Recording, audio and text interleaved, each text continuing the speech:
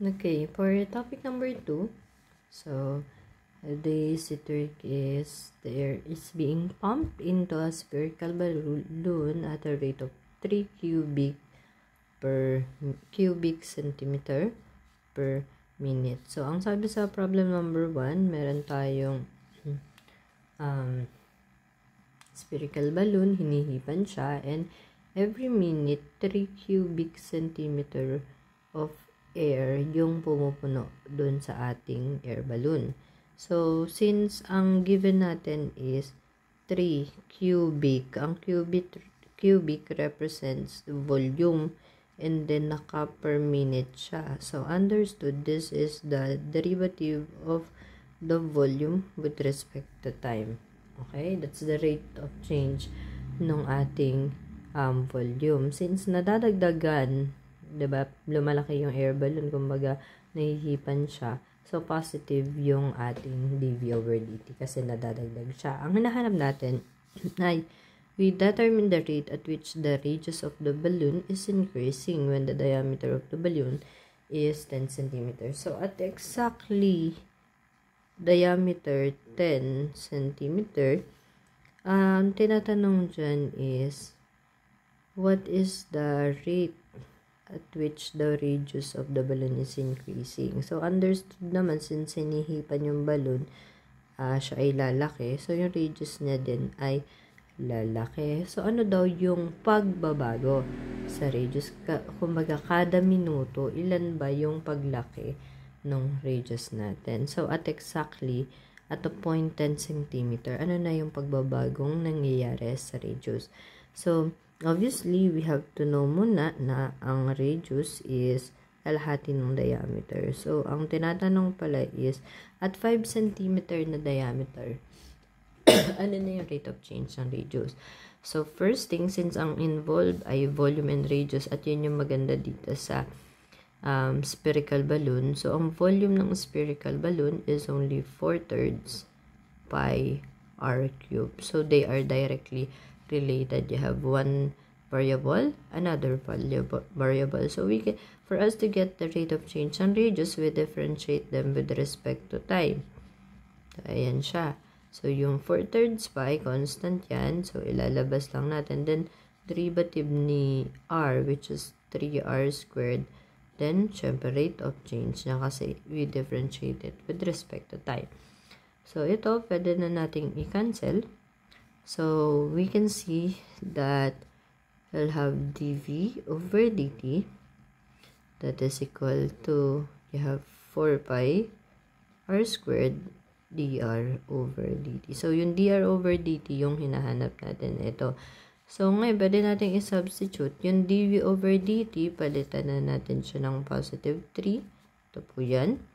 Then, we'll have 4 pi. Ang r natin, at exactly, ito yun yung kanina, 5, ano na daw yung rate of change ni radius with respect. Rate of change. So, pagbaba yung radius with respect to time yan. So, yung derivative ng volume, positive 3.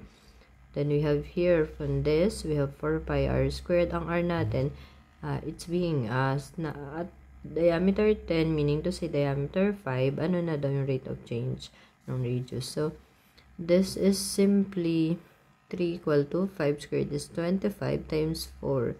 So, you have 100 pi. Then, this is the unknown. So, we can divide everything pala by 100 pi. So, once na dinivide na natin yan kay 100 pi, matitira natin si dr over dt, which is, in our case, the value will be 0.01. So, radius in centimeter, kasi cubic centimeter then per minute. So, yun yung magiging rate of change natin. Okay? Pag yung ibang sagot ay 1 point something, yung naka-scientific, correct din naman yun. Don't worry, consider ko siya. Okay? So, the next one, so, I apologize kasi talagang inuubo pa po ako. Galing pa ako sa midweek service, kaya late po yung uploading. Sorry.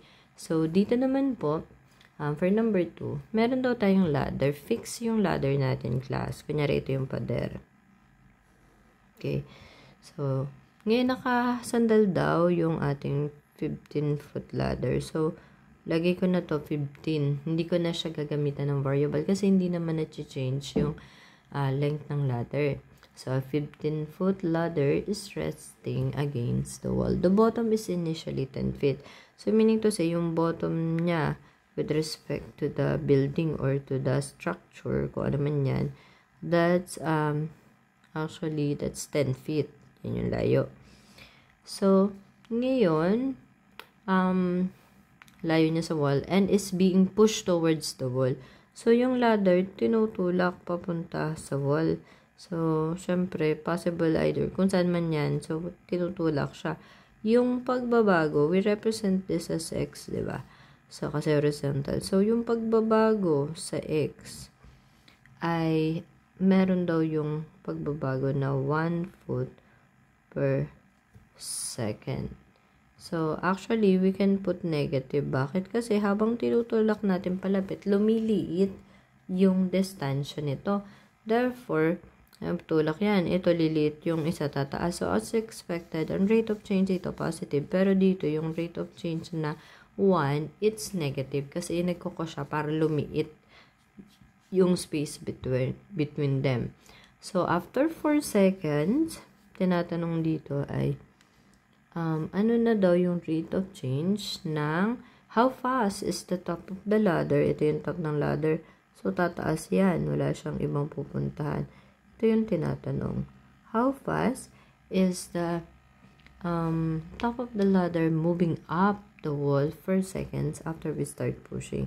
So, at time equal to 4 seconds. So, since ito ay nababago kasi palit yung space, so we have variable. Ganun din po ito kasi yung y, lumalaki yan mula dito hanggang sa tip kasi habang tinutulak, pataas naman to.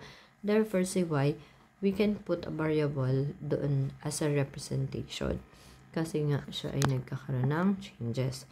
So, ngayon, hinahanap po natin ay what's the dy over dt, the rate of change or how fast is the top of the ladder moving up at 4 seconds. So, ang variable lang natin dito si x at si y, pero si 15 fix po yan. We call it 15 squared kasi hindi na nababago yung length ng ladder. So, pag dinerivative natin to with respect to time, so this is 2x, then derivative of x with respect to time. So, yan yung kalalabasan.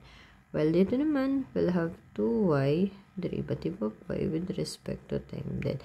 But, the 15 squared, constant yan. So, that's simply 0. So, ang hinahanap namin, 10 dy dt.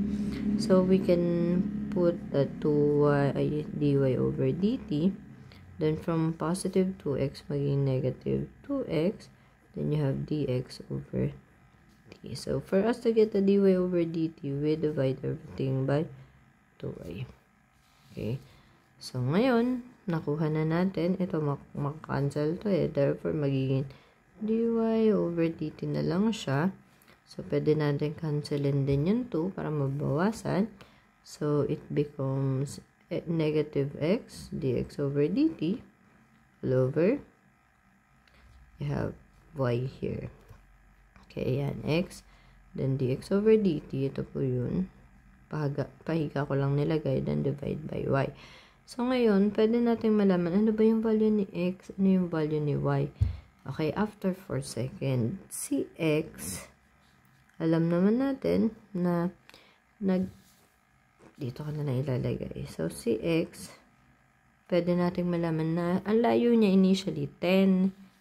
So, yung x natin will be 10 minus, babawas natin yung natulak.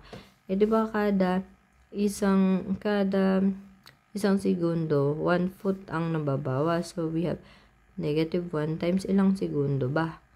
Ay 4 second. Therefore, ang x natin will be 6. Kasi, after 4 seconds, kung 1 foot kada isang segundo ang paglapit niya, so after 4 seconds, 4 feet na yun.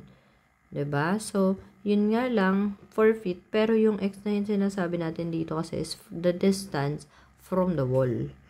Okay? Kaya, i-minus natin si 4 kasi si x ay representation natin mula kay wall hanggang dun sa point at the horizontal part. So, yan yung x. Si y naman natin, pwede natin makuha kasi meron tayong Pythagorean theorem, diba? Ito. So, if you have dito, itong portion na to, sorry, hindi nakita. Ito, yung x squared mo, so, sige na, ilalagay ko naman. So, ang x squared mo plus y squared, that's 15 squared. So, ngayon, ang kailangan natin ay, ano naman yung y? Meron akong x eh.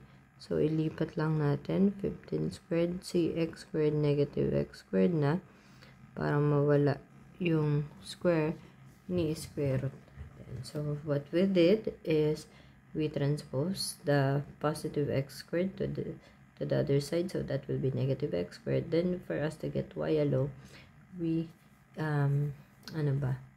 we square root the 15 squared minus x squared. So, sa substitute na lang natin, matitira, you have 15 squared. Ang x naman ay 6, so 6 squared. So, ayan po, ang kalalabasan ng ating y is equal to, pwedeng 3 square root of 21. Ayan yung nilagay natin kasi ayaw ko pa mag round off. Pero if you want, 3 decimal will do kasi nga, hindi pa siya final answer. So, ngayon, balikan natin itong formula natin na ito. Okay? So, makakuha natin dy over dt is equal to negative. Ang x natin ay 6. Okay, ito yan. Kasi yung dx over dt, dahil nagkakos siya para lumit yung space, should be negative 1 all over. Okay. So, x dx over dt. Tapos, divide y. Ang y natin yung 3 square root of 21. Or, yung 13.748. Okay. So, once na nailagay na natin to, ang kalalabas ng answer is 0.44 foot per second. So, ayan po yung ating i-honor na answer for the seat work number 2.